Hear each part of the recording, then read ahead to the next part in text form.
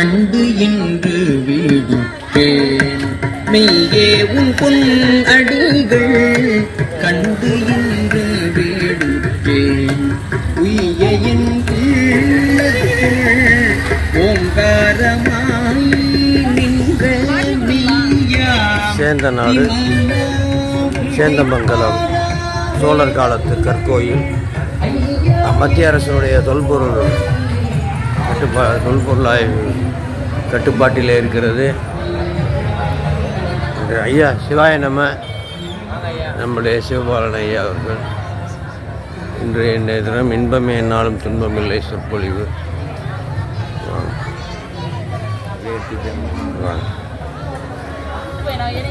பிரதோஷம் நிறைவுற்று நண்பர்களுக்கு அன்னதானம் கோட்டை கோயில் பிரதோஷம்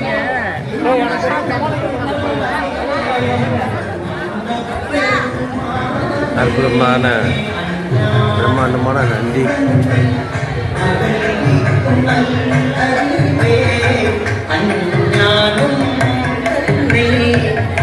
சொற்பொழிவு அரங்கம்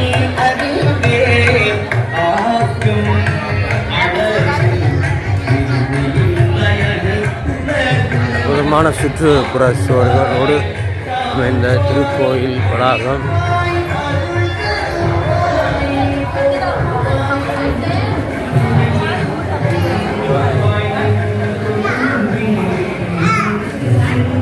நமச்சிவாய மூலவர் சன்னதி. படம் எடுக்கக்கூடாது, அதனால் வெளியில் மட்டும் நம்ம எடுத்துக்கிறோம். சிவா நம்ம கோயிலுடைய வனம் போகிறோம், சாமி கும்பிட்றோம். நம்ம பக்தி நெறியிலிருந்து அடுத்த நிலைக்கு போவோம், முக்தி நெறிக்கு போவோம்.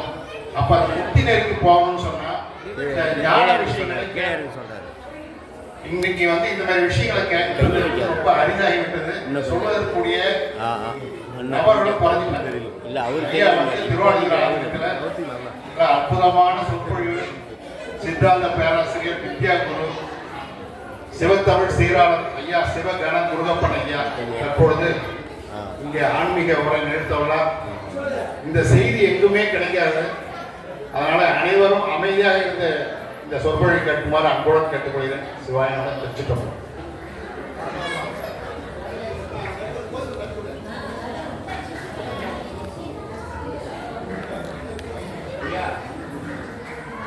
தென்னாடுடைய சிவனே போற்றி, எந்நாட்டவர்க்கும் இறைவா போற்றி. வாழ்ந்தன வனபராணினம் வீகதன் புனல் வேந்தனும் ஓங்குக ஆழ்க தீயது எல்லாம் அருநாமமே சூழ்க வையகமும் துயர் தீர்கவே.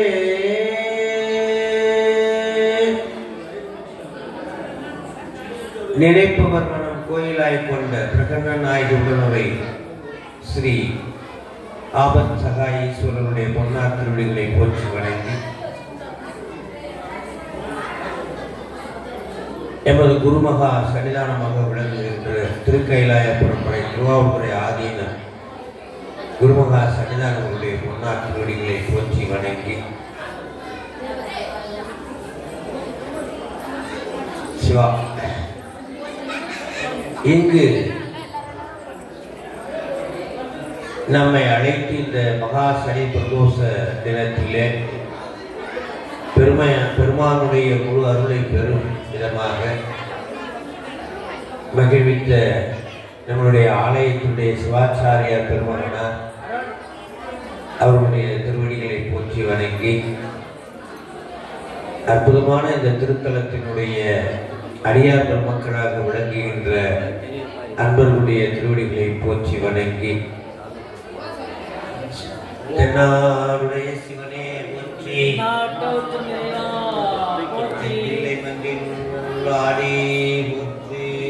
காரமுதானாய் போற்றி,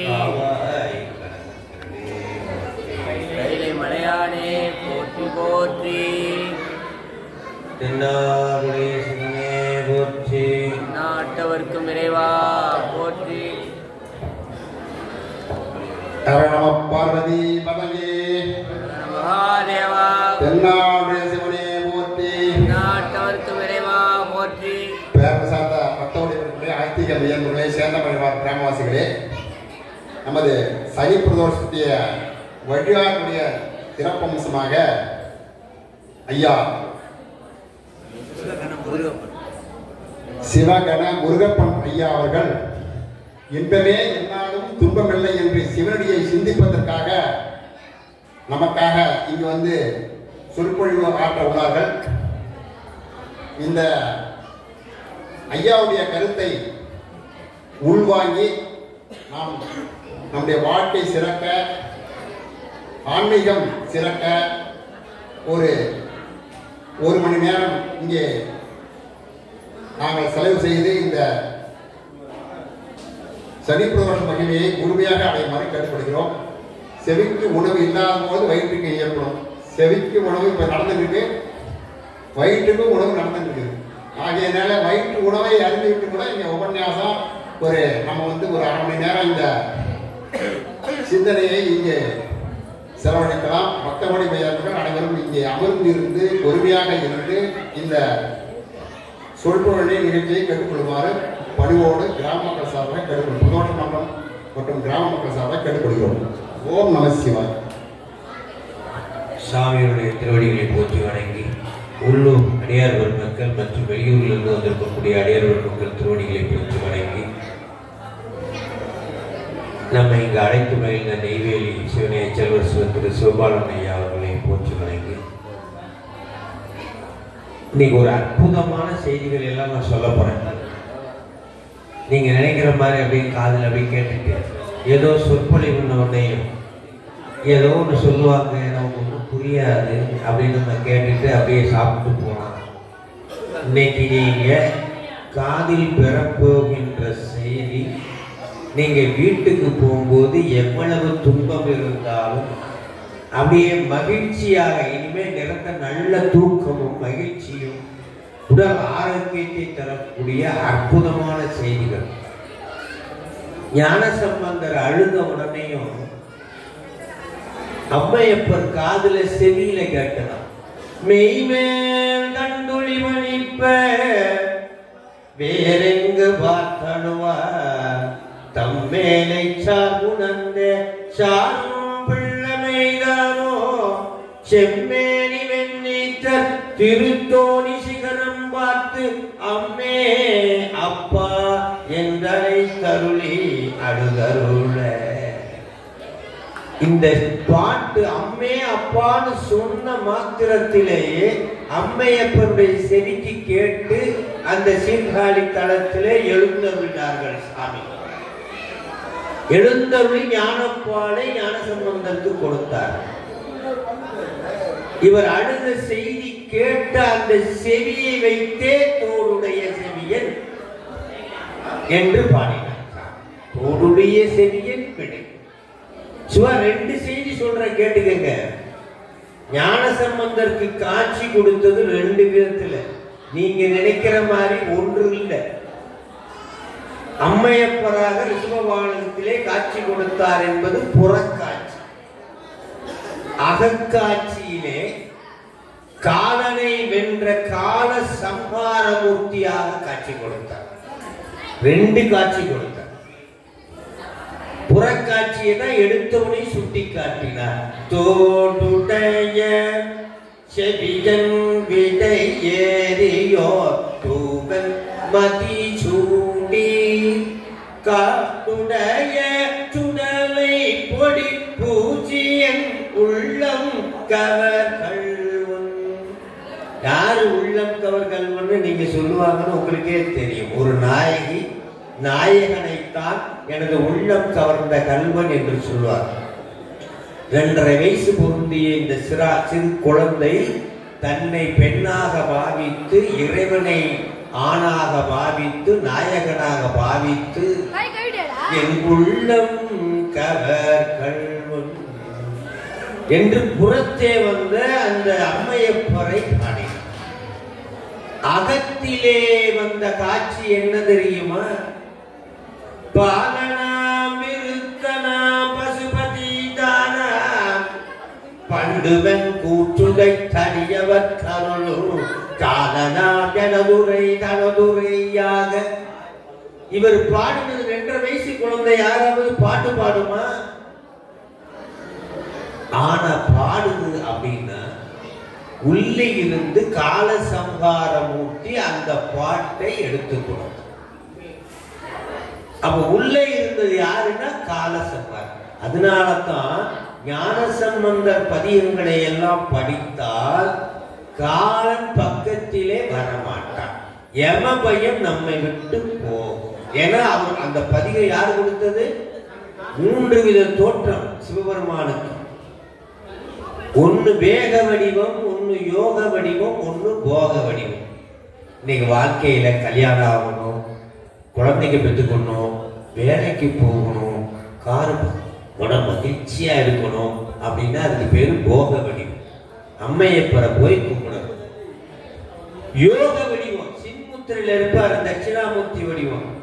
அவர்கிட்ட போய் சாமி எனக்கு கல்யாணமே ஆகல, பார்த்து கல்யாணம் அப்பா நான் என்ன வடிவத்துல இருக்கிறேன் புரிஞ்சுக்கடா, நான் இருக்கிறதுல என்கிட்ட எல்லாம் ஞானங்கன்னா கேட்டா தர்றேன்.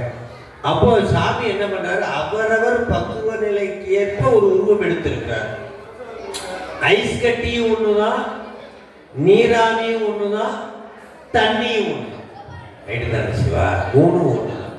ஆக அந்த 3 நிலைகளிலே வேக வடிவமாக தீமைகளையும் தடைகளையும் நீக்குகின்ற, உயிர்களுக்கு ஈகபர சௌபாக்கியம் தருகின்ற அந்த வடிவம் தான் கால சம்ஹார மூர்த்தி. அந்த வடிவத்தில் இருந்து எனதுரை தனதுரை, காலனாம் எனதுரை தனதுரையாக என்று கொடுத்ததுதான் இந்த திருமுறைகள். அதனுடைய அருமை நிறைய இப்பதான் தெரிய ஆரம்பிச்சு.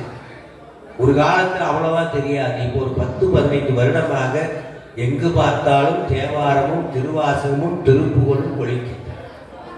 அவ்வளவு அற்புதமாக இப்பெல்லாம் பாடிட்டு பாருங்க. பிரதோஷத்துக்கு அதுவும் மணிசன் மகா சனி பிரதோஷத்துக்கு எவ்வளவு அன்பர்கள் இப்படி நெடுந்துறையில் கோட்டை கோயிலாக இருந்தாலும் தேடி வந்து பெருமானை வழிபட வேண்டும் என்று வருகின்ற ஆர்வம் இப்போ அதிகமாக அன்பர்களிடத்திற்கு வந்திருக்கிறது.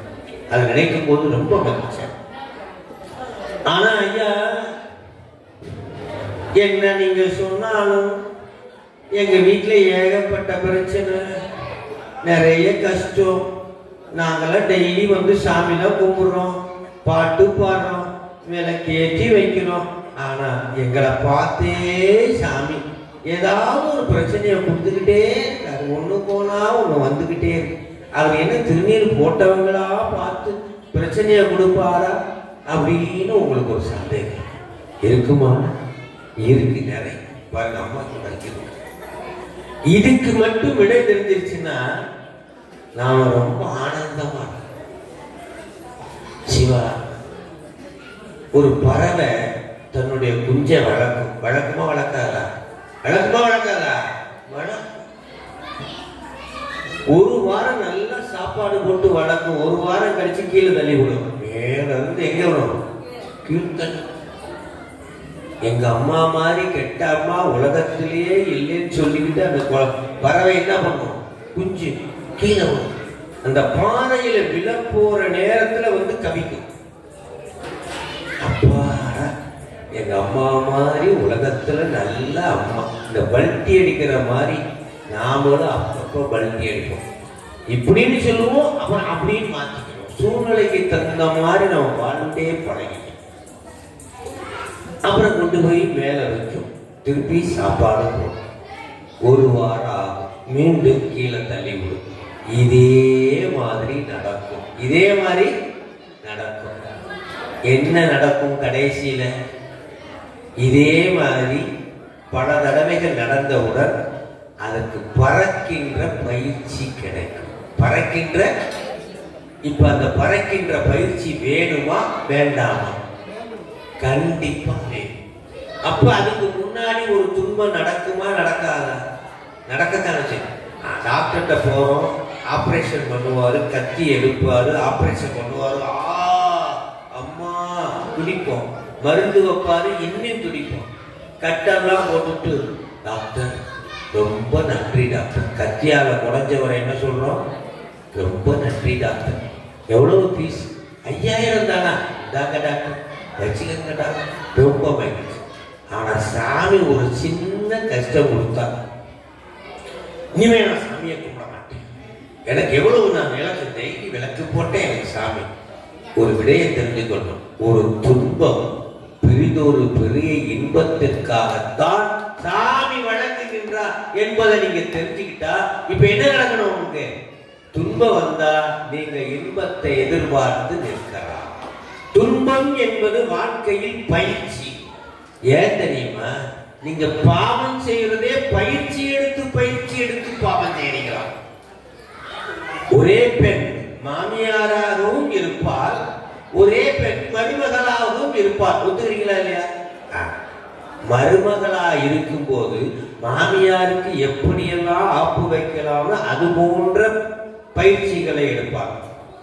அதே மாமியார் ஆனதுக்கு அப்புறம் மருமகளுக்கு எப்படியெல்லாம் துன்பம் கொடுக்கலான்னு பயிற்சி எடுப்பாங்க. அதைத்தான் ஒவ்வொருத்தரும் அவங்க லெவல்ல பயிற்சி எடுத்துதான் பாவமும் புண்ணியம் செய்யறாங்க. அதே போல பயின்ற பாவத்தை நன்னி நின்று அறுப்பது நமச்சிவாய. இந்த உலகத்தில் விறகில் தீயினன் பாலில் படு நெய் போல் மறைய நின்றுடன் மாமணி சோதி. சாமி எங்க இருக்கிறான்னா விறகுக்குள்ள இருக்கிறான். நெருப்பு விறகுக்குள்ள இருக்குது. விறகுக்குள்ள இருக்கா இல்லையா? இருக்கு. வெளில தெரியுமா? சரியா? அதே போல சாமி நமக்குள்ளே இருக்கா, உலகத்துக்குள்ள இருக்கா, வெளில தெரியுமா? தெரியாது. பாலுக்குள்ள நெய் இருக்கா இல்லையா? தெரியுமா? வெளியில தெரியாது. பால் கெடாம இருக்கிறதுக்கு நீங்க என்ன செய்வீங்க? பிரிட்ஜில் வைப்பீங்களா? பிரிட்ஜில் வைப்போம். பால் கெடாம இருக்கிறதுக்கு என்ன செய்வோம்? காய்ச்சுவோம். காய்ச்சின பால் கெடாம இருக்கிறதுக்கு என்ன செய்வோம்? தயிர் ஊத்துவோம். ஊத்துன தயிர் கெடாம இருக்கிறதுக்கு என்ன செய்வோம்? கடைவோம். Left right, left right. கடைஞ்சவனே மிதந்து ஒரு என்ன அது பேரு? வெண்ணெய். அந்த வெண்ணெய் கெடாம இருக்கிறதுக்கு என்ன செய்வோம்? காய்ச்சுவோம். அது இனிமே கெடுமா? நெய் கெடுமா? அப்போ ஒரு கெடுகின்ற பாலுக்குள் கெடாத நெய் மறைந்திருப்பது போல, கெடுகின்ற பாலுக்குள் கெடாத நெய் மறைந்திருப்பது போல, அந்த மறைந்திருக்கிற நெய்ய எவ்வளவு கஷ்டப்பட்டு வெளியில கொண்டு வந்தீங்களா இல்லையா? அதை போல கெடுகின்ற உடம்புக்குள் கெடாத உயிரை வைத்திருக்கிறாராம் சாமி. ஊனில் உயிர்ப்பை ஒடுக்கி ஒன்றுட ஞான விளக்கினை ஏற்றி. இந்த உடம்புக்குள்ள எதை வச்சிருக்காரா? உயிரை வச்சிருக்காரா. உயிர் பை. அது பேர் என்னது? காற்றடைத்த பை. கண்ணுக்கு தெரியாது.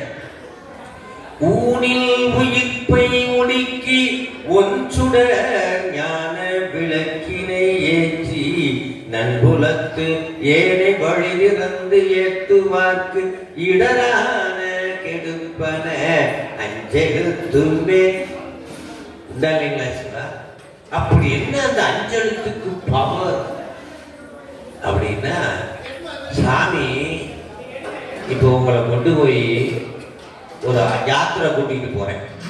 வேன்ல 25 பேர் கிட்டுக்கிட்டு ஒரு காட்டுக்குள்ள இறக்கி விட்டுட்டு 3 உருப்படியை தூக்கி போட்டு ஓடி வந்துட்டேன். நீங்க என்ன செய்வீங்க?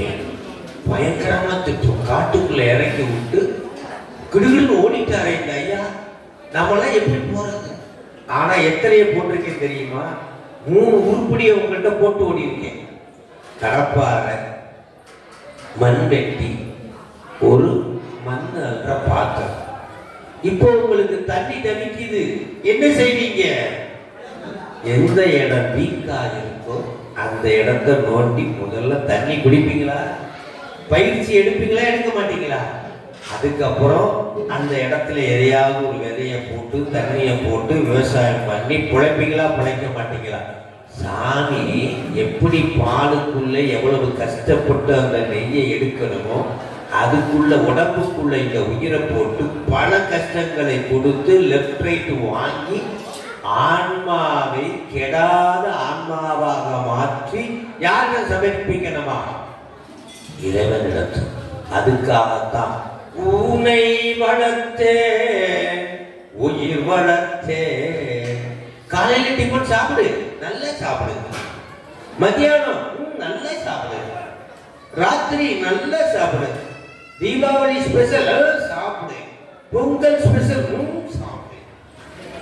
ஊனை வளர். ஆனா எதை வளர்க்கணுமா? உயிரை வளர்க்க வேண்டும். ஊனை வளர்த்தே.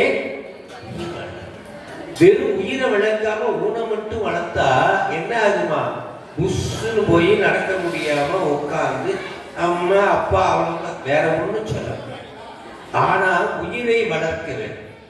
காலையில டிஃபன் எங்க இருந்து வந்தது சொல்லுங்க? டிஃபன் எங்க இருந்து வந்தது? மண்ணில் இருந்து வந்தது. மதியான சாப்பாடு எதிலிருந்து வந்தது? மண்ணில் இருந்து. இரவு சாப்பாடு எதிலிருந்து வந்தது? அப்போ எல்லாமே இந்த உடம்பு வளர்ச்சி பூரா எதுல இருக்குது? அண்டத்தில் உள்ளது, பிண்டத்தில். அப்போ நமக்கு ரொம்ப நெருக்க சொந்தக்காரங்க யாரு? அம்மாவா, அப்பாவா, அக்காவா, அண்ணனா?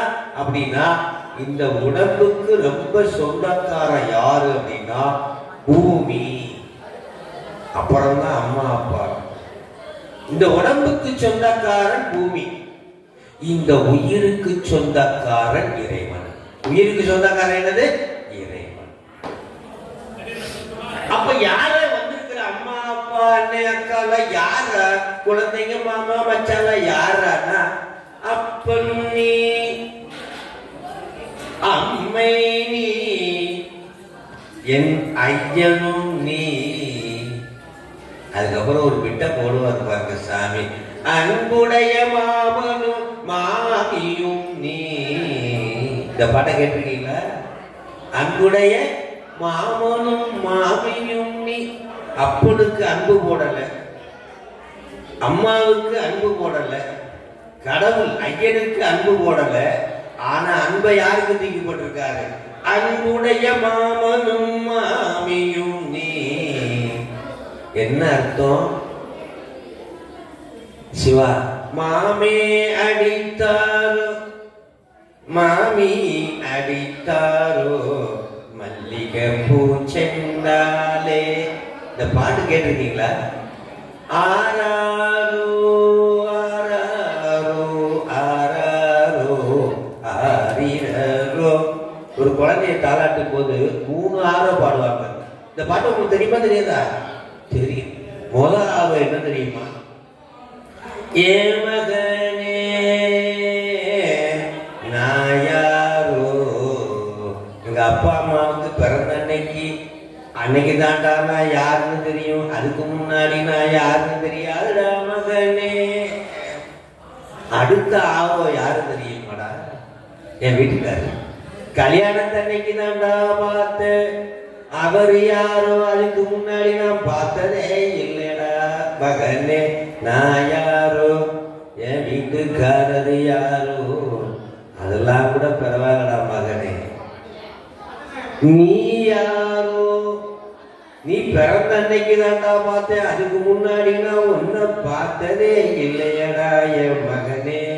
நீ யாரோ. 4ஆவதா ஒண்ணு இருக்கு. அட என்னையும், அட என் அப்பனையும், அட உன்னையும் சேர்த்து வச்சவன் ஆரிவரோ. ஸ்ரீ பிரகண்ண நாயகி உடன்முறை ஆபத்சகாய ஆண்டவர் தாண்டா நம்மளை சேர்த்து வச்சா. உண்டா இல்லைங்களா? உண்மைதானே? அதுபோல இந்த குழந்தை மாமே அடிச்சாரோ அழுகும்போது மல்லிகை பூ செண்டாலே அப்படி ஒரு பாட்டு பாடுவீங்க. ஏன் தெரியுமா? அன்புடைய மாமனும் மாமியும் நீ. ஒரு விடயம் தெரியுமா? சின்ன பையன் இருந்தான்னா மாமா வீட்டையே சுத்திக்கிட்டு இருப்பான், மாமி வீட்டையே சுத்திக்கிட்டு இருப்பான். சின்ன பொண்ணு இருந்தா அத்தை வீட்டையே சுத்திக்கிட்டு இருப்பான். பாத்துறீங்களா? அத்தை வீட்டையும் அத்தை மாமாவையும் சுத்திக்கிட்டே இருப்பான். என்ன காரணம் உங்களுக்கே தெரியும். பொண்ணையும் கொடுத்து வர அம்மா சிரிக்கிறாங்க, பெரிய அம்மா சிரிக்கிறாங்க. பொண்ணையும் கொடுத்து பொருளையும் கொடுத்து பொண்ணை கொடுத்துட்டா யாருக்கு சொந்தம்? மாப்பிள்ளைக்கு சொந்தம். பொண்ணை கொடுத்ததுக்கு அப்புறம் பொண்ணு யாருக்கு சொந்தம்? அது வேலைக்கு போகுது, சம்பாதிக்குது, மாசம் ₹1,00,000, யாருக்கு சொந்தம்? மாப்பிள்ளைக்கு சொந்தம். அதுக்கு ஒரு குழந்தை பிறகுது, யாருக்கு சொந்தம்? அப்ப கம்ப்ளீட்டா எல்லாமே யாருக்கு சொந்தம்? கல்யாணத்தை பண்ணி கொடுத்துட்டு அன்னைக்கு நைட்டு பூரா யாரு டென்ஷனா இருப்பாங்க தெரியுமா? பொண்ணு கிடையாது, மாப்பிள்ளையே கிடையாது. பொண்ணை பெற்ற அம்மா வயிற்றுல நெருப்ப கட்டிக்கிட்டு டென்ஷனாவே இருக்கும். நல்ல புது வீடாச்சே, புது பழக்கமாச்சே, எப்படி போயிட்டு காலையில வந்து செவிக்கு நல்ல ரிப்போர்ட் வர்ற வரைக்கும் ஒரே டென்ஷன். என்ன சிரிக்கிறீங்க? உண்மைதானே? பொண்ணு வேற பெற்று வச்சிருக்கீங்க. டென்ஷன். காலையில வந்து அந்த மகிழ்ச்சியா காரை விட்டு அந்த பொண்ணு இறங்கும் போது அப்படி குடுக்குன்னு ஓடி வந்து அப்பா ரொம்ப மகிழ்ச்சியா அப்படி மகிழ்ச்சியா நல்ல செய்தி வந்துச்சுன்னா, நல்ல குடும்பம் நல்லா பிரார்த்துக்கிட்டாங்க அப்படின்ற செய்தியை காதுல விழுந்துருச்சுன்னா போதும், என்ன பண்ணுவாராம்? அம்மா அப்பாவுக்கு தெரியாம இந்த 5 பவுன் செயின் தர வச்சுக்கோ. ஏற்கனவே கல்யாணத்துக்கு போனவங்க தனியா வச்சுக்கோ, பத்திரமா இந்த 5 பவுனையும் வச்சுக்கோ. இங்க அப்பா தனியா சொன்னாங்க, இங்க வரும் காருக்கு பின்னாடி 4-5 மூட்டை நெல் அரிசியெல்லாம் போட்டு வச்சிருக்கேன், அம்மாவுக்கு தெரியாம இந்த 10 பவுன் நகையை தர வச்சுக்கோ. கொடுப்பாரா கொடுக்க மாட்டாரா? எதை பார்த்து கொடுத்தாரு? பெண் மகிழ்ச்சி. பெண் என்னது? அப்போ இது பொன் வீட்டுக்கு பெண்ணை கொடுத்ததுக்கு அப்புறம் ஏதாவது மாப்பிள்ளை, அதாவது பொண்ணை கொடுத்தவங்களுக்கு மகிழ்ச்சி இருக்கானா? ஒண்ணுமே கிடையாது. அந்த பிள்ளை நல்லா இருக்கின்றது, அந்த மகிழ்ச்சி மட்டும்தான் பெண் வீட்டுக்கு சொந்தம். ஒத்துக்கிறீங்களா இல்லையா? அப்படி மகிழ்ச்சியா இருக்க வாரி வாரி கொடுக்குறாங்களா இல்லையா? உண்டா இல்லையா? அதேதான் சிவபெருமான். தான் கிட்ட இருக்கிற அத்தனையும் வாரி கொடுக்கிறார். கணவனை கொடுக்கிறார், மனைவியை கொடுக்கிறார், பிள்ளையை கொடுக்கிறார், காரை கொடுக்கிறார், பங்களா இருக்கிற அத்தனையும் கொடுக்கிறார். கொடுக்கிறாரா இல்லையா? கொடுத்தார். கொடுத்தவர் யாருன்னா சிவபெருமான். நீங்க நினைச்சுக்கிட்டு இருக்கீங்க எல்லாத்தையும் எங்க வீட்டுக்காரர் தான் கொடுத்தாரு, எங்க அப்பா தான் கொடுத்தாரு, எங்க அம்மா தான் கொடுத்தாரு. தண்ணி நீங்க குடிக்கிறீங்களா? அதை எங்க வீட்டுக்காரர் தான் 20 ரூபா கொடுத்து பாட்டில் வாங்கி கொடுத்தாரு. நான் தெரியாம தான் இருக்கிறேன், 20 ரூபா வீட்டுக்காரர் கொடுத்துருக்கிறான். தண்ணியை 2000 ரூபா கொடுத்தாலும் செய்ய முடியுமா? வீட்டுக்காரரால செய்ய முடியுமா? யார் செய்யணும்? இறைவன். தினசரி நீங்க பூ போடுறீங்களே சாமிக்கு, 10 ரூபாய்க்கு முளம் வாங்கிட்டு வந்தீங்க, 20 ரூபாய்க்கு முளம் வாங்கிட்டு வந்தீங்க, அதே பூவை உங்களால செய்ய முடியுமா? முடியாது. அப்ப இதெல்லாம் செய்யறவன் யாரு? கொடுத்தவன் யாரு? சிவபெருமான். அதனாலதான் அன்புடைய மாமனும் மாமியும் நீ, உன் பொருளும் நீ, துய்ப்பனமும் உய்ப்பனமும் தோற்று வைப்பாய் நீ, துணையாயின் நெஞ்சம் பிறப்பிப்பாய் நீ, இப்பொன்னி மணி நீ, முத்தும் நீ, ஏறுந்த செல்வமும் நீயே. அப்ப உலகத்தில் இருக்கிற எல்லா பொருளும் யாரு? நீதான். நீதாயா உலகத்தில் உள்ள எல்லா பொருளும். அப்படின்னு நீங்க நினைச்சிட்டீங்கன்னா உங்கள்கிட்ட இருந்து ஒரு பொருளையும் புடுங்க வேண்டிய அவசியம் யாருக்கு கிடையாது. ஏன் பொருள், ஏன் வீட்டுக்காரரு, ஏன் தங்கம், ஏன் செயின், ஏன் காரு அப்படின்னு நீங்க நினைக்க சாமி என்ன பண்றாரா? முதல்ல ஒன்ன புடுங்குவாராம். ஐயோ போச்சே போச்சே, இன்னும் புரியல இவனுக்கு, இன்னொன்னு புடுங்குவாராம். அப்ப என்ன அர்த்தம்? எல்லா பொருளும் யாருடைய பொருளாக நினைக்க வேண்டும்? இறைவனுடைய பொருளை அனுபவத்திற்கு நமக்கு கொடுத்திருக்கிறார் என்று நினைத்து விட்டால் ஒரு பொருளை கூட உங்களை கொடுக்க வேண்டிய அவசியம். சிவா, நீங்க நடந்து போறீங்க, ஒரு பெரிய முள்ளு குத்துச்சா என்ன சொல்லுவீங்க? முள்ளு குத்திடுச்சு, முள்ளா வந்து குத்துச்சு, இல்ல நாம போய் குத்திக்கிட்டோமா? நாம போய் குத்திக்கிட்டு பழிய யாரு மேல போட்டோம்? முள்ளு மேல போட்டோம். இப்போ துன்பத்துக்கு என்ன காரணம்னு தெரிஞ்சிருச்சுன்னு வச்சுக்கோங்களேன், துன்பம் வருமா? துன்பத்துக்கு என்ன காரணம் தெரிஞ்சு அதிலிருந்து வெளியில வந்துட்டா துன்பம் வருமா? உலகத்துல இந்த ராடு எனக்கு துன்பம் தர முடியுமா முடியாதா? இதை மட்டும் யோசிச்சு கொஞ்ச நேரம் கூட யூஸ் பண்ணீங்கன்னா போதும், நீங்க வீட்டுக்கு போகும்போது துன்பத்தை விட்டு வெளியில போயிடலாம். இந்த ராடு உங்களுக்கு துன்பம் தருமா? தராது. ஏன்னா இதுக்கு அறிவே இல்லை. இந்த டேபிள் எனக்கு துன்பம் தருமா? தராது. ஏன்னா இதுக்கு என்ன கிடையாது? அறிவே இல்லை. நீங்க எனக்கு துன்பம் தர முடியுமான்னா தர முடியும். ஏன்னா உங்கள்கிட்ட என்ன இருக்கு? அறிவு இருக்கு. என்னை திட்டி விட்டீங்கன்னா எனக்கு ரொம்ப கவலையா உண்டா இல்லைங்களா சிவா? உண்டா இல்லையா? அதனால துன்பத்தை 3 விதமா சிவபெருமான் நமக்கு ஊட்டுறாரா. துன்பத்தை எப்படி ஊட்டுறாரா? 3 விதமா. நாம செய்த பாவத்துக்கு 3 விதமா துன்பத்தை ஊட்டுறாரா. உறும் இடியும் இன்னும் மிகையான பூதம் அவையும் அஞ்சிடும் நல்ல நல்ல அவை நல்ல நல்ல அடியாரவர்க்கு மிகவே. வண்டி எடுத்துட்டு போறோம், அப்படியே போறோம், கல்லு கட்டுற டொமான் கீழே விழுகிறோம், கால் உடைஞ்சு போச்சு. என்ன நடந்தது? துன்பம் வந்துச்சா இல்லையா? இது பஞ்சபூதத்தின் வழியாக துன்பத்தை ஊட்டுதல். உண்டா இல்லைங்களா சிவா? இது என்ன வழியாக ஊட்டுதல்? பஞ்சபூதத்தின் வழி. அடுத்ததாக பாம்பு கடிக்கலாம், எலி கடிக்கலாம், தூங்கும் போது நெட்டுவாக்களி கடிக்கலாம், இல்ல நீங்க என்னை திட்டலாம். அப்போ பிற உயிர்கள் வழியாக யாருக்கு துன்பம் வருது? நமக்கு. அடுத்த பாட்டு என்ன? கோணரி முழுமையோடு கொலையான கேளு கொடு நாகமோடு கரடியானரி நல்ல நல்ல அவை நல்ல நல்ல அடியாரவர்க்கு மிகவே. கோணரி முழுமையோடு, அத சிங்கம், புலி, கரடி, யானை இவைகளால் வரக்கூடிய துன்பம். அப்ப பிற உயிர்களால் வரக்கூடிய துன்பம். 3வது ஒரு துன்பம் வருமா? இது 2ஐயும் நம்ம சமாளிச்சிடலாம். இது 2ஐயும் நம்ம சமாளிச்சிடலாம். 3வது ஒரு துன்பத்தை சமாளிக்க முடியாது. டாக்டர் சொல்லுவார் ஆபரேஷன் சக்சஸ். ஆனா ஏன் இப்படி நடக்குதுன்னு தெரியல, நீங்க கடவுளை வேண்டிக்கீங்க அப்படின்னு சொல்றாரா இல்லையா? அப்புறம் எல்லா பிரமாதம் ஆபரேஷன் முடிஞ்சு போச்சு, நீட்டா நடந்தது. அது முக்கியமா? கேஸ் எந்திரிக்கிறது முக்கியமா? ஆனா ஏன் இப்படி நடந்தது தெரியல, ஆண்டவனை வேண்டிக்க.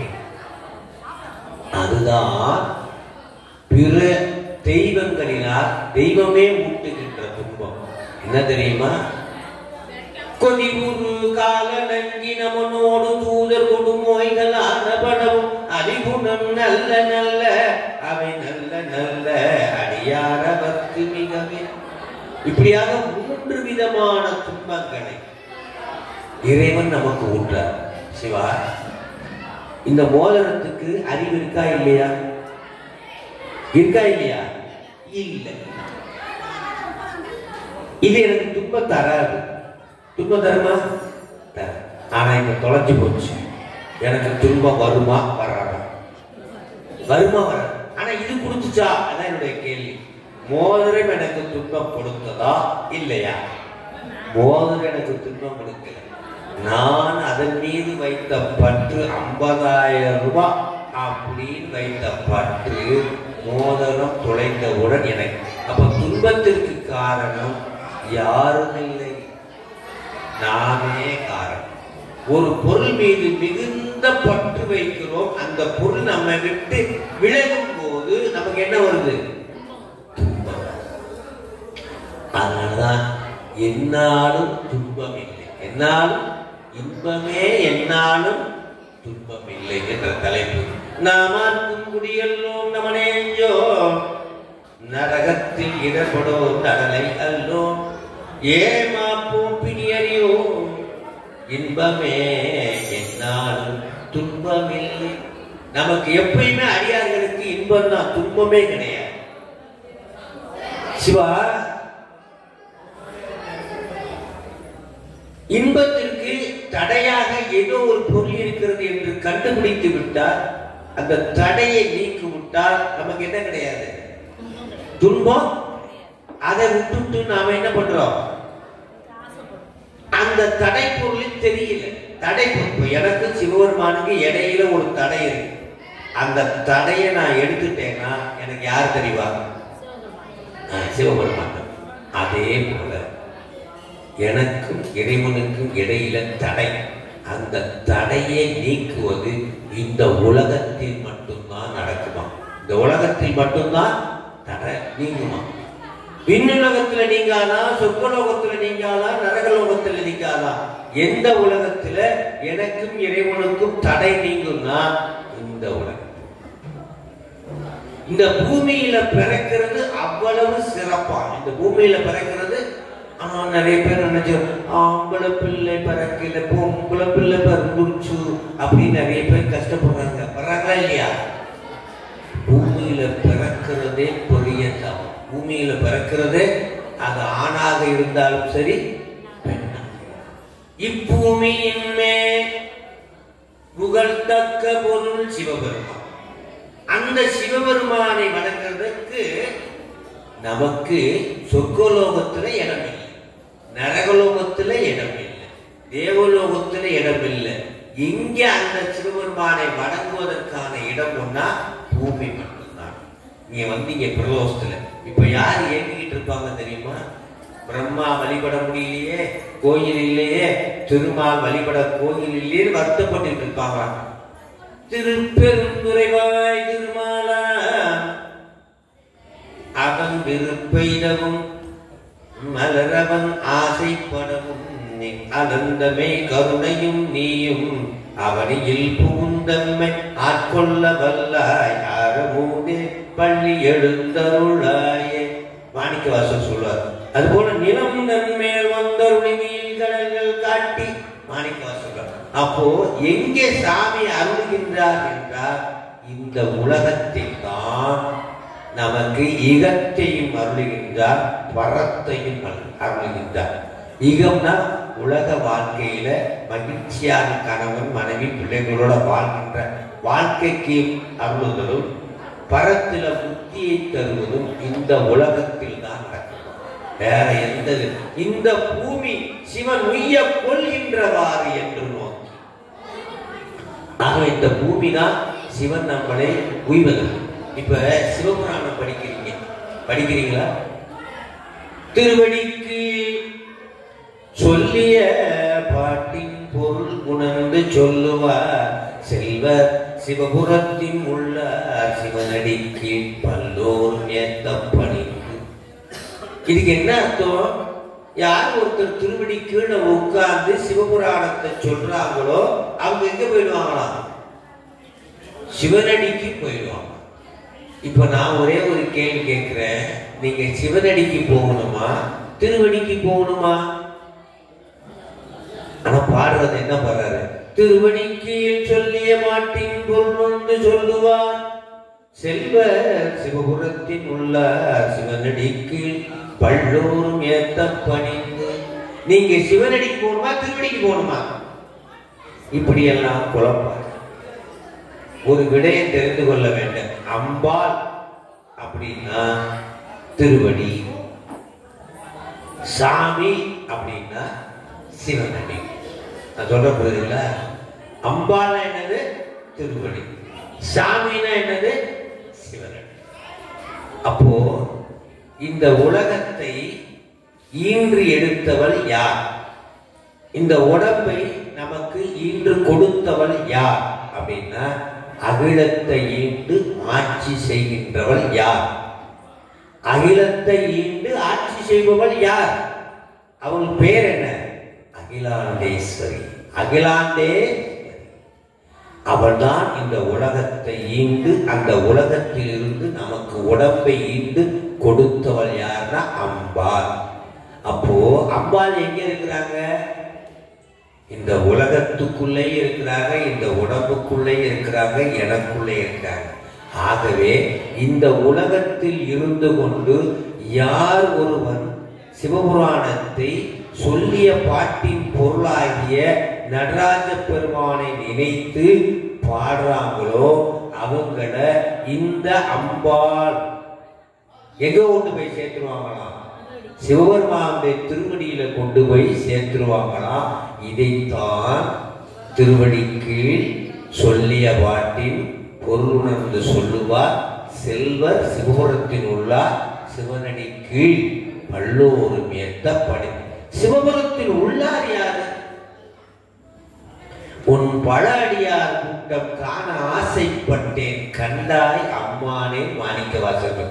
மாணிக்கவாசகர் சொன்ன அந்த பல அடியார்கள்லாம் எங்க இருக்காங்க?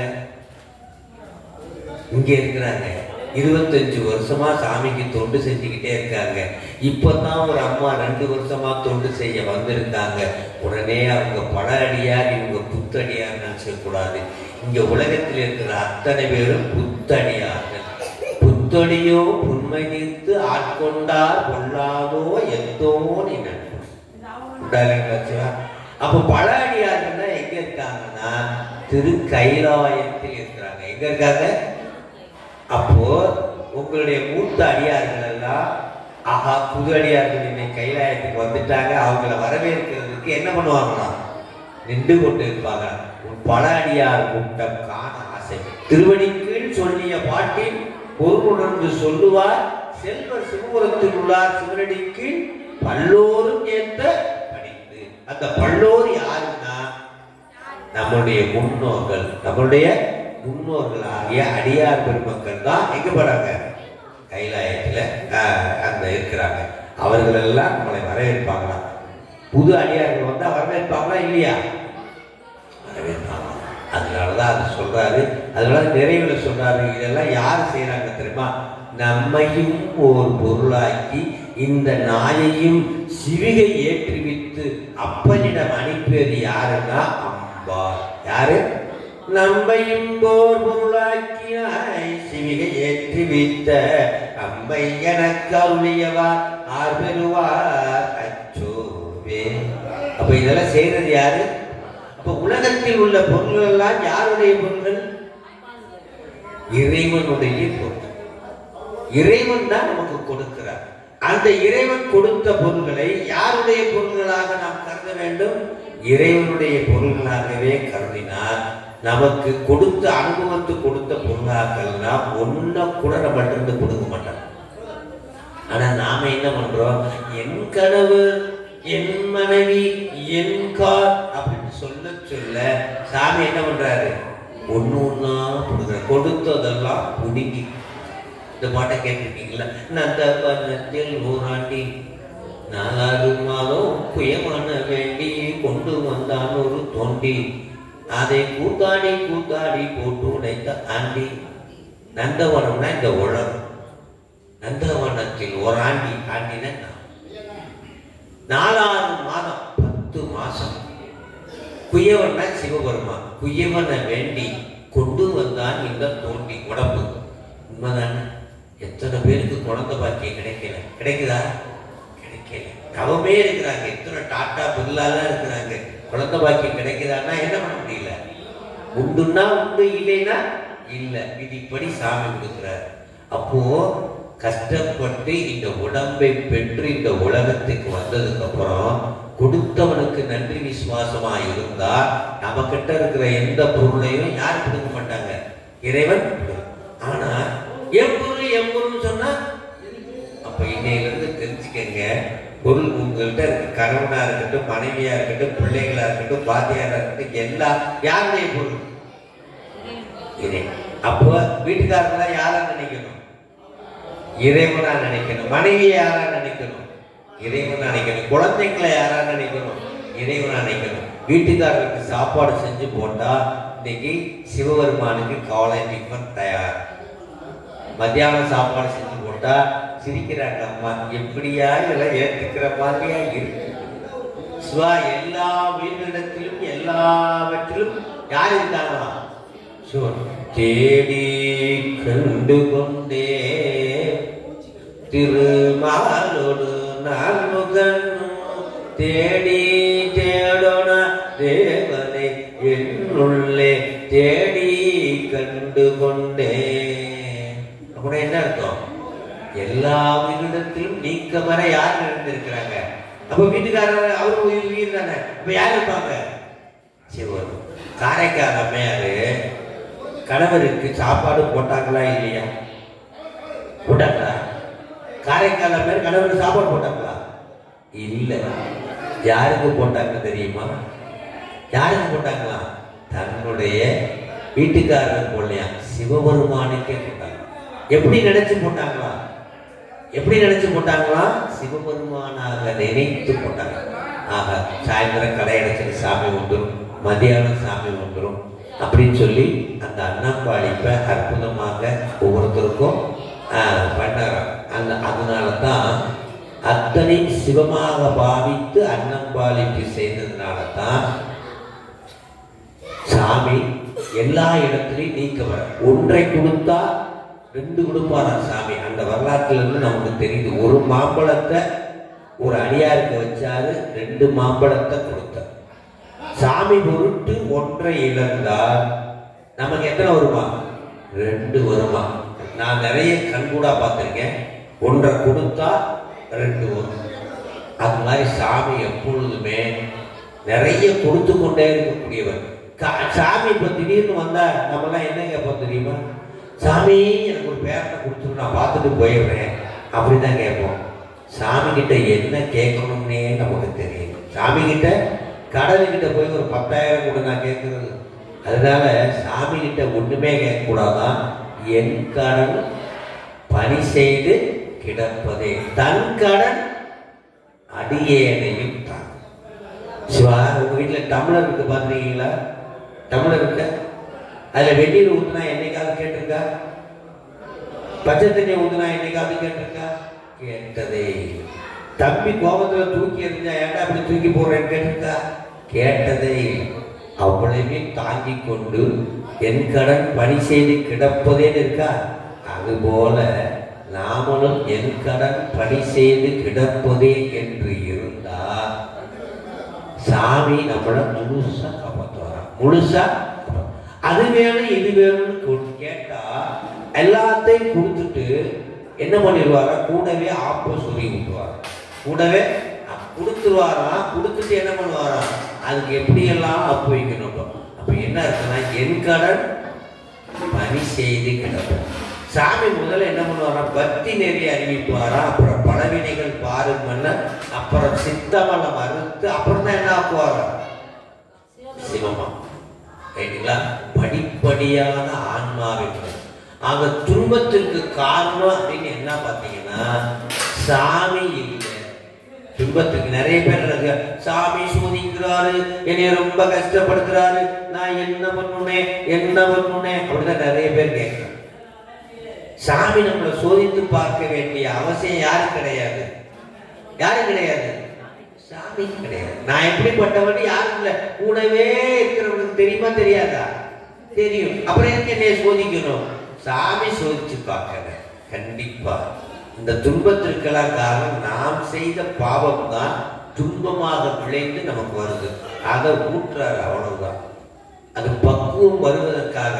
ஆனா நீங்க ஒரு கேள்வி கேட்கலாம், நான் செஞ்ச பாவத்தை எல்லாம் அனுபவிச்சுதான் ஆகணுமா? அப்படின்னா நான் எவ்வளவு கஷ்டப்படணும்? உண்டா இல்லையா? ஆக உண்மையில சொல்றேன், ஞானசம்பந்தர் சொல்றாரு, அவ்வினை தீவினையாம் என்று சொல்லும் மந்தறிவீர் உய்வினை நாடாதிருப்பது உந்தமக்கூணமன்றே கைவினை செய்து எம்பிரான் கடல் போற்றுதும் நாம் அடியோ செய்வினை வந்து எமை தீண்ட பெறா திருநீலகண்டம். சத்தியம் சொல்றார் திருநீலகண்டம். இது என்ன அர்த்தம் தெரியுமா? நான் செய்த பாவம் அனுபவிக்கிறேன் அப்படின்னு யாராவது சொன்னீங்கன்னா மடையர்கள் சொல்றாரு.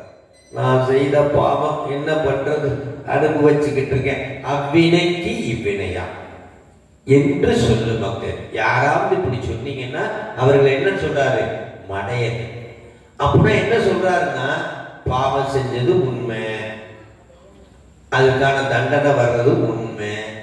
ஆனா சாமி நினைச்சா தள்ளுபடி பண்ணிடுவாராம். சாமி நினைச்சா சாமி தள்ளுபடி பண்ணணுமா? நாமெல்லாம் அனுபவிச்சு கழிக்கணுமா? அனுபவிச்சு கழிக்கணும்னா எத்தனை ஜென்மம் எடுத்தாலும் நம்ம செஞ்ச பாவத்தை என்ன பண்ண முடியாது?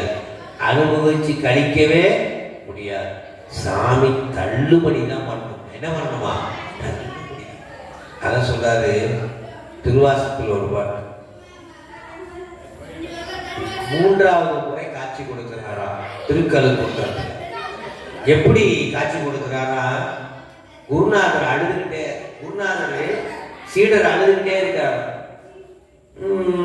விளங்கினேன் நினைக்கேடனே இனிமேல் விளைவது அறிவிலே. சிவா, நாளைக்கு நடக்க போறது உங்களுக்கு தெரிஞ்சா கவலையா இருப்பீங்களா? மகிழ்ச்சியா இருப்பீங்க. என்ன நடக்க போகுதுன்னு உங்களுக்கு தெரிஞ்சிச்சு வச்சுக்க எப்படி இருப்பீங்க?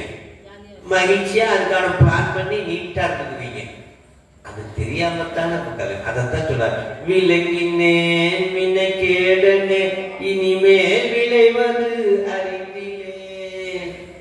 உடனே குருநாதர் கேட்கிறார், அது ஏப்பா அப்படி உட்கார்ந்துட்டு இருக்க? கண்ணுல தண்ணி வரும். என்ன செய்யணும்? என் வினையெல்லாம் வறுத்து விட்டேன்னா நான் பாட்டுக்கு உங்ககிட்ட வந்துடுவேன். இப்போ கண்ணை வந்து தொடச்சான். யார் கண்ணை? நம்ம அழுதுகிட்டு இருக்கவங்க கண்ணை தொடச்சா. நம்மளாம் சீடர் தானே. வந்து இப்போ வாழ்க்கையில நீங்க கஷ்டப்படுறீங்களா, இந்த மாதிரி நினைச்சு இந்த பாட்டை படிக்கல, அப்படியே வந்து கண்ணை தொடச்சு விடுவார். மலங்கினேன் கனி நீரை மாற்றி மலம் கெடுத்த பெருந்துரை விளங்கினேன் வினைக்கேடனே இனிமேல் விளைவது அறிவிலே. சினிமா ஒரு விஷயம் சொல்றேன். நான் ஒரு சினிமாவுக்கு போனேன். நல்ல படம். அப்படியே கதாநாயகி குத்துற சீன் வருது. சீட்டுக்கு முனையில வந்து உட்காந்துருக்கேன். அப்படியே வர்றான் ஒருத்தன் இல்லை. கதாநாயகி பெரிய கத்தி எடுத்து அப்படியே குத்த வர்றான். அப்படியே இருக்கிறோம். எல்லாரும் அப்படியே முனியே சீட்டுக்கு வந்திருக்காங்க. என் பக்கத்து சீட்டில் ஒருத்தன் உட்காந்துக்கிட்டு மல்லாட்டையோட கூட சிரிச்சுக்கிட்டே உட்காந்துருந்தான். நம்மளையெல்லாம் பார்த்து, அப்பா எவ்வளவு சீரியஸான கட்டம் நடக்குது. இதை பார்த்துட்டு மல்லாட்டையை போடுது. பயப்படாதீங்க, குத்த மாட்டான். உனக்கு எப்படிப்பா தெரியும்?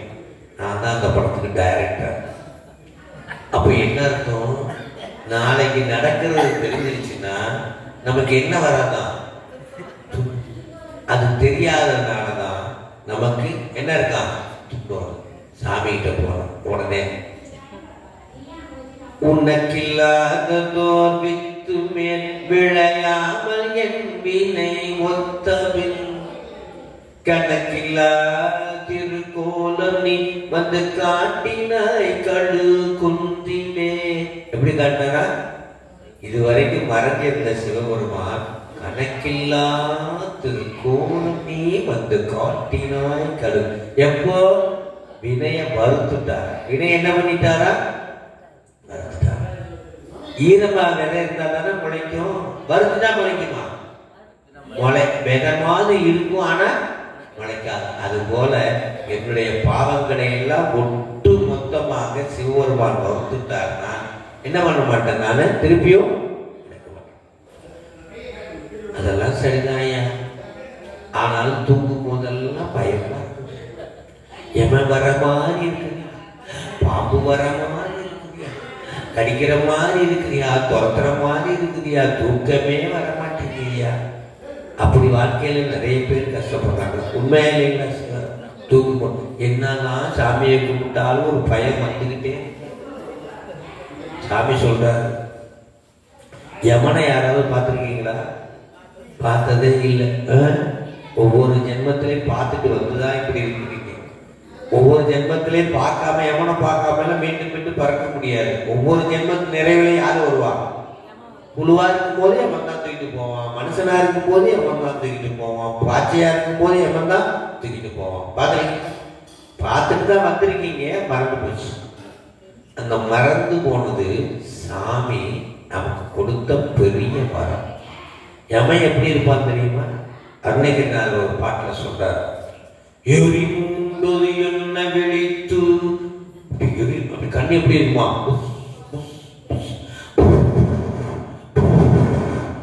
சவுண்டு கொடுத்துட்டு வருவாராம். எரிமுண்டது என்ன விழித்து புகையழ பொங்குவெல் கூற்றன் விடும் கயிற்றால். அப்படி எம்ம வருவானா? எர்மத்தலை மேல கண்ணுல இருந்து அப்படி புகை வருமா. கையில என்ன வச்சுட்டு போனா பாசக்கயிறு. பாசக்கயிறை போட்டு அப்படி இழுத்துட்டா என்ன ஆயிடுமா, உயிர் போகும். ஆனா துடிக்குமா துடிக்காதா? துடிக்குமா துடிக்காதா? துடிச்சா சாமிக்கு பிடிக்குமா பிடிக்காதா? உயிர் துடிக்க துடிக்க எடுக்கக்கூடாது, சத்தம் இல்லாம அமைதியா எடுக்கணும். அதனால ஏமா 2 இன்ஸ்ட்ருமெண்ட் வச்சிருக்கானா. பாசக்கயிறை போட்டு இழுக்கிறதுக்கு முன்னாடி ஒரு தண்டாயம் வச்சிருப்பாரா, அதை வச்சு மண்டையில ஒரு போடு போடுவாரா, அமைதியா உட்கார்ந்துருமா உயிர். அதுக்கப்புறம் என்ன பண்ணுவாரா, தண்டாயுதமும் சூழாயுதமும் விளத்தாக்கி உன்னை திண்டாட வெட்டி விட விடுவேன். யார் சொல்றது? அருணகிரிநாதர். யாரை பார்த்து சொல்றாரு? யம பத்மனை பார்த்து. யமன் உயிர் எடுக்க வர்றானா, யமனை பார்த்து சொல்றாரா, தண்டாயுதமும் சூழாயுதமும் திரிசூலமும் விளத்தாக்கி உன்னை திண்டாட வெட்டி விட விடுவேன். பயந்து போயிட்டாராம். யாரு? நம்மளை பார்த்துதானா எல்லாரும் பயப்படுவாங்க. இவன் என்னடா நம்மள மிரட்டுறான், நம்மள பயந்து போய் நிக்கிறோம். யாரு? தண்டாயிரம் திரிசூலமும் விளத்தாக்கி உன்னை திண்டாட வெட்டி விட விடுவேன். யாரு? இந்த சாமி முருகப்பெருமான். எப்படா என்னடா அப்படி வச்சிருக்கேன்னு கேட்கிறாராம. முருகப்பெருமானுடைய அவிரோத ஞான சுடர் வடிவாள் கண்டயடா. என்ன வச்சிருக்காரா முருகப்பெருமான்? கையில என்ன வச்சிருப்பாரா? வேல். என்ன வேல் அது? ஞான வேல். ஆழ்ந்தும் அகன்றும் நுணுக்கமாக இருக்கக்கூடிய ஆழ்ந்து, எல்லா பொருளிடத்தில் ஆழ்ந்தும் எல்லா பொருளிடத்தில் அகன்றும் எல்லா பொருளிடத்தில் ஆழ்ந்து அகன்ற நுண்ணியன வேல், ஞான வேல். அது பேர் என்னது? ஞான வேல். அவனுடைய வேல் என் கையில இருக்குடா. அபிரோத ஞான சுடர் வடிவால் கண்டாயடா. பார்த்துக்கோ, என் கையில இருக்கு. கண்ணுக்கு தெரியாது. ஞான வேல் எப்பயுமே நிறைய நம்ம வேல்னா கொலைக்கருவி நினைச்ச கூடாது, அது ஞானக்கருவி. சூழாயுதம்னா கொலைக்கருவி நினைச்ச கூடாது, அது என்னது? ஞானக்கருவி. அம்பாள் அரக்கன் மேல அப்படி வச்சு குத்தி இருக்க மாதிரிலாம் வச்சிருப்பாங்க, அது கிடையாது. அரக்கனிடத்தில் இருக்க ஆணவத்தை நீக்கி அரக்கனே அந்த ஆன்மாவை தன்னிடத்தில் சேர்த்துக் கொள்வதுதான் அம்பாளுடைய வேலை. ஒழிய யாரையும் குத்தி கொள்வது வேலையை. குத்தி கொள்ளும் கொலைக்கருவியே சூழாயுதம் அல்ல, எதுவும் அல்ல, வேலும். விரோதம்னா எதிரி, அவிரோதம்னா நண்பன். அவிரோதம்னா என்னது? எதிரிக்கு ஆபத்துக்கு முன்னாடி போட்டா என்ன அர்த்தம்? நண்பன். விரோதம் அவிரோதம். அப்போ முருகப்பெருமானுக்கு நெருக்கமான அந்த ஞானமே என்னிடத்தில் இருக்கிறது. அவிரோத ஞான சுடர் வடிவால் கண்டாயடா. ஏய் பார்த்துக்கோ, ஏமா பார்த்துக்கோ, என் கையில என்ன வச்சிருக்கேன்? வேல், ஞானவேல். கண்ணுக்கு தெரியாது, அப்படி காட்டின போதுமா அது ஞானவேல். அப்படி பிரகாசமா யமனுக்கு மட்டும் தெரியுமா? கண்டாயடா அந்தகா. நீ என்ன குருடா?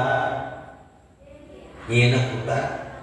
அதோட விட்டுருந்தா பரவாயில்லை. அடுத்து ஒண்ணு சொல்லுவாரு, உனக்கு மட்டும் தில் இருந்தா என் பக்கத்துல வந்து பாரு. அவிரோத ஞான சுடர் வடிவால் கண்டாயடா அந்தகா.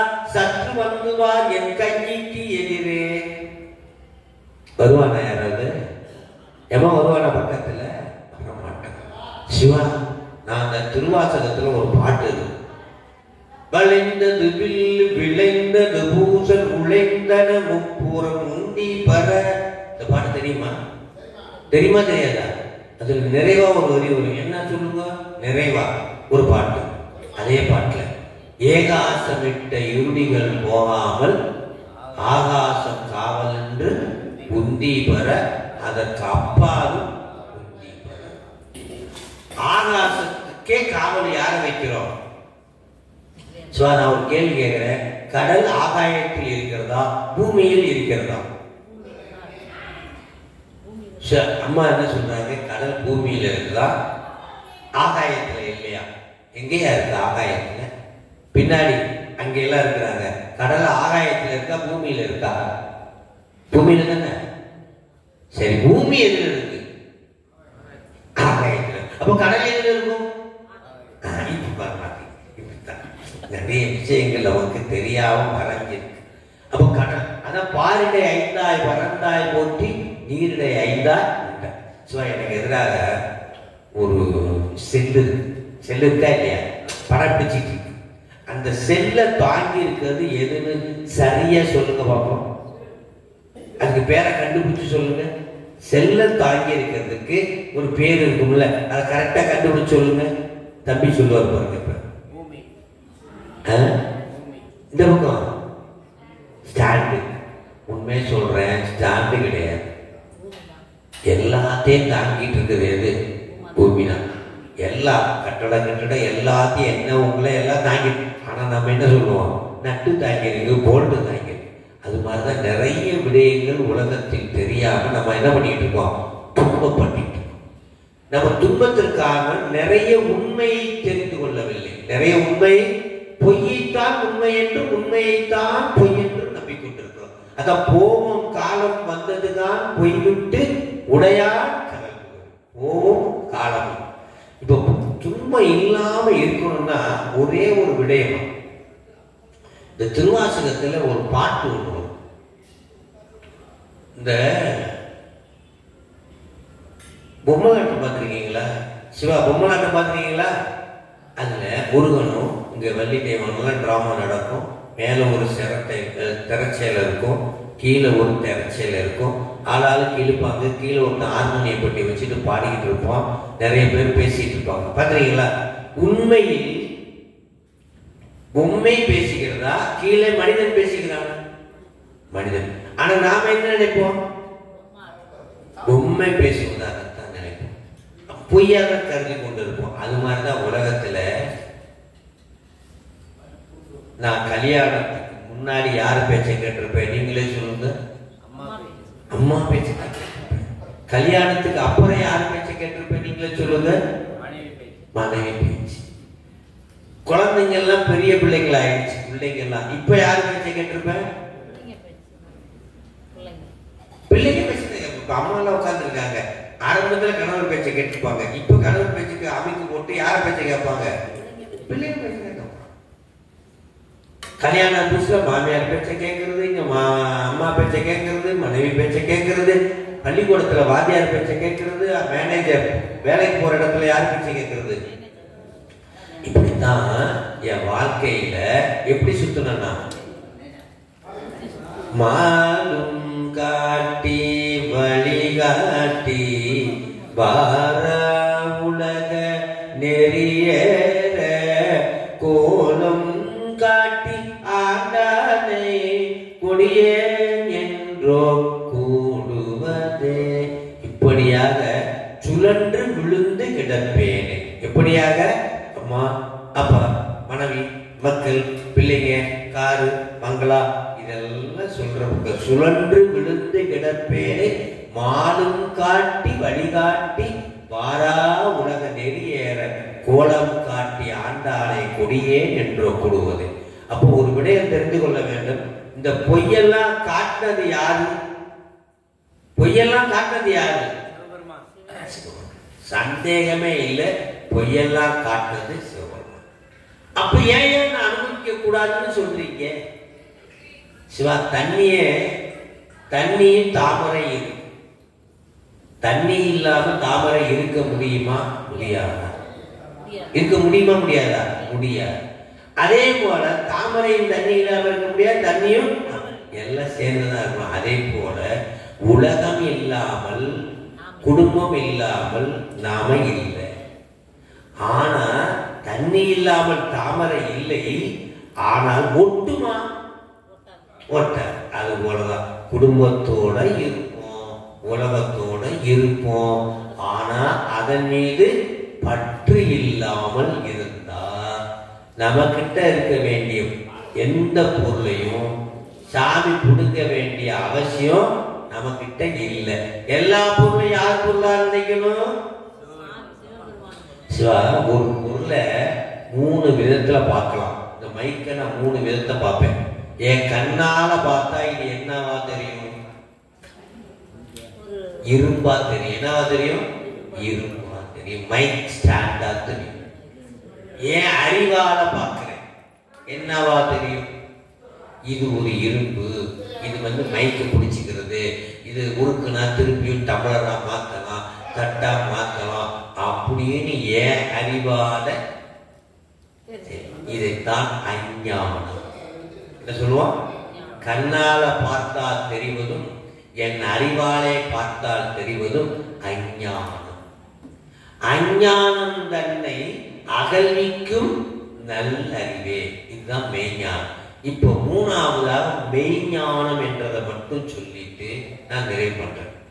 மெய்ஞானம் சூரியனை இப்ப நீங்க பார்க்கணும். எதால பார்ப்பீங்க? அம்மா சொல்றாங்க கண்ணால. ஐயா நீங்க சொல்லுங்க, சூரியனை எதால பார்க்கலாம்? சூரிய வெளிச்சத்தினால.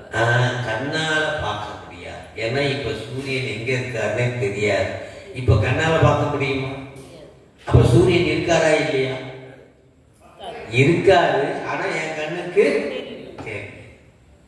அப்ப சூரியனை எப்ப பார்க்கலாம் அப்படின்னா, சூரியன் எழ எழ நயன கடி மலர் மலர். அதுபோல சூரியனே தன்னை காட்டினால் ஒழிய யாரை பார்க்க முடியாது? சூரியனை பார்க்க முடியாது. சூரியனே அதுபோல இறைவனே நம்மை அவனை நமக்கு காட்டினால் ஒழிய நாம யாரை பார்க்க முடியாது? இறைவனை. கண்ணுக்கு தெரிகிற பொருள் இறைவன் கிடையாது. கண்ணுக்கு தெரிகிற பொருள்லாம் ஒரு நாள் அழிஞ்சு போகுமா இல்லையா? அப்போ கண்ணுக்கு தெரிகிற பொருள் உயிரும் கிடையாது, இறைவனும் கிடையாது. அப்போ உடம்பை வைத்து இயக்கத்தை வைத்து எப்படி நான் உயிரை இருக்கிறது என்கிறனோ அதுபோல உலக இயக்கம் மழை வருது, வெயில் அடிக்குது. அப்ப இதை வைத்து உலகுக்கு உயிரானா எம்பெருமான்.